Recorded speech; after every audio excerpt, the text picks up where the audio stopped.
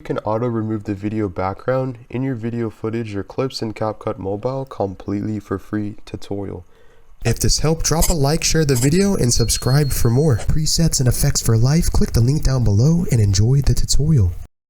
Unclick your video clip or footage, select it and highlighted, down and scroll to the right. You see the option Remove BG. In case it's next to Basic and Relight. I have a couple different options to auto remove, custom remove, or the chroma key, but with the first option which says auto removal, you can see but mobile is successfully applying this here.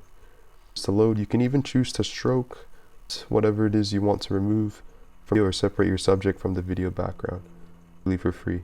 Happy and satisfied, click the check mark icon right here, and this is what we have. I say this is the before, and this is the after, completely for free in Capcut Mobile.